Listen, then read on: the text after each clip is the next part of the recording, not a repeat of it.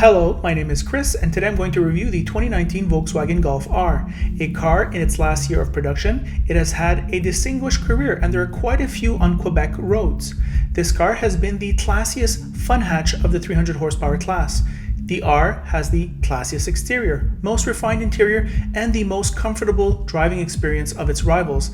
And you do not sacrifice that much, but there is an edge missing that its rivals, namely Civic Type R and STI, have. This leaves the customer with a choice.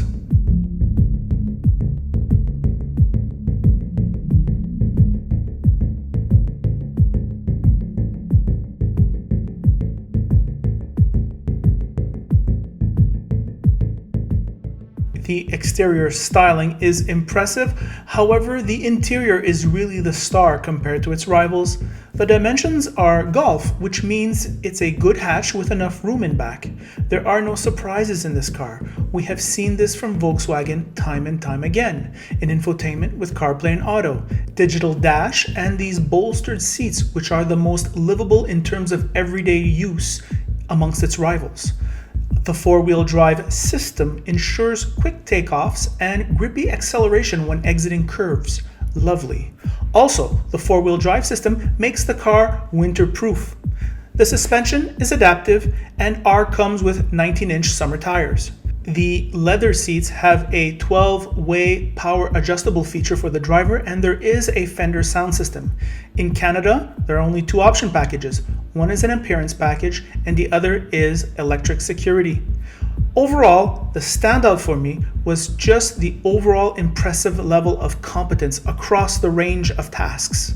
Unlike its rivals that go very far in some aspects of their product, for example handling, and may be a letdown in other aspects such as interior quality and general comfort, the R chooses to do everything well. It handles well enough, there is sufficient power, it brakes well, it looks good enough, though it does not have the wild experience that, for example, Civic Type R has, or the crazy rally sports feel that, for example, the STI has.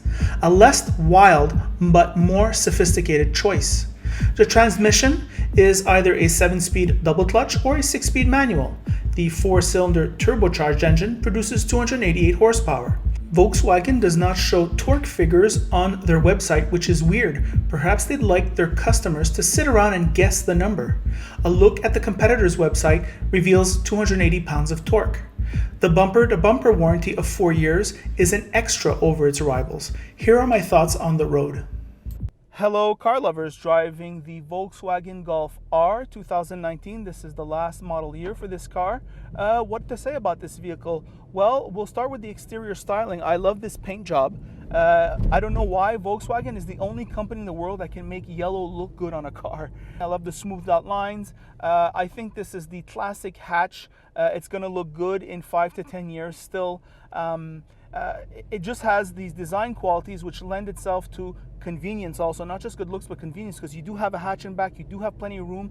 When you're sitting in back there, you have enough room, especially headroom where most of its competitors are lacking, so that's pretty good.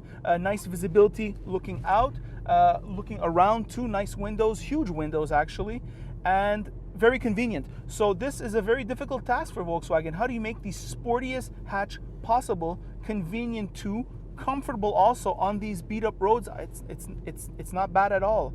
In Lachine, the worst roads ever, we're feeling the bumps, but it's never jarring, and it's actually better than its competitors. It's the best actually. So being able to do everything, really the strength of this car. The four-wheel drive is good, not just for winter and for wet weather, but also for spirited driving. It's true the car feels a bit heavier than the GTI, but however, in terms of when you get out of the curve, you can gun it, and you're going to get out of that curve really fast. Once you reach that apex, you just gun it down and you're going to be fine. Power is sufficient. You feel the power, especially above 2,500, 3,000 RPM. It really starts to pull. So that's fine. Okay, the interior quality now. Well, the interior fit and finish is better than all its competitors. I don't know why. It's this weird thing where Volkswagen, at this level at least, seems still to be number one. The nice stitching here on the steering wheel, the solidity of the fabrication, the fit and finish. There are absolutely no gaps here, nothing. and it feels tight. Ross made the very intelligent remark that this car has like 14,000 kilometers, 14,000 car journalistic kilometers, and it's been beaten. There are a lot of young journalists out there, and let me tell you, I cannot hear a squeak or a rattle anywhere. So that was an excellent remark. The Fender sound system is a nice touch. It plays well. The front seats are the most comfortable of the category, I'd have to say, in terms of the high-performing hatches. But they're not sloppy though. They hold you in place. You're going to be able to take curves as fast as you want, no problem. The interior ergonomics are very familiar Volkswagen. As far as I'm concerned, Volkswagen does have a pretty good ergonomics. Maybe your first time it won't be evident, but I can't tell you that because the first time was so long ago. And now when I get into Volkswagens, it's intuitive. It's always the same thing, and I like that with Volkswagen. So those are my thoughts. I think it's a great car. It's sad to see it go. However, I just think perhaps the Golf GTI was just too good of a car to justify this car. And I think at the price they're selling these, you'd probably be better off at maybe saving your money a little bit and getting an S3, an Audi S3. You'd be getting a better car. So that is it. By the way, if you like this video, like it. If you don't like it, don't like it. And if you really like it, you should subscribe. And that is the review.